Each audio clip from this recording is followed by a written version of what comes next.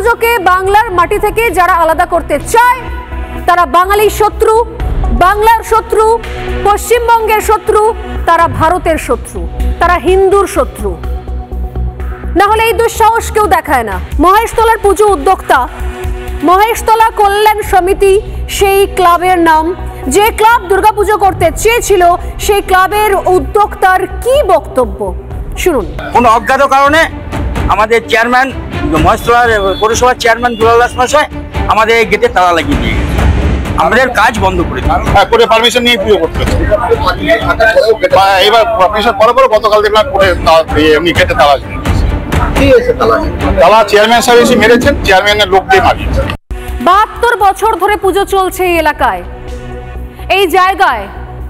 যারা এই ক্লাব পরিচালনা করেন তারা বলছেন যে 72 বছর ধরে আমরা পুজো করছি, কখনো এরকম সমস্যার সম্মুখীন হইনি। 72 বছরের পুজো বন্ধ করে দিতে চান মাননীয় মমতা বন্দ্যোপাধ্যায়। মুখে এত বড় বড় কথা, বাঙালি প্রেম, বাঙালি প্রেম, বাঙালি আনা, বাঙালি প্রেম, বাংলা ভাষা। কিসের ভাষা, কিসের প্রেম? যে রাজ্যে দুর্গাপুজো বাধার মুখে পড়ে, যে রাজ্যে দুর্গাপুজোকে বন্ধ করে দিতে হয়, যে রাজ্যে শাসক দল দাঁড়িয়ে থেকে দুর্গাপুজো বন্ধ করে, সেই রাজ্যের শাসক দলের অন্তত বাংলা ভাষা, বাঙালিয়ানা নিয়ে কিছু বলার কোনো অধিকার নেই।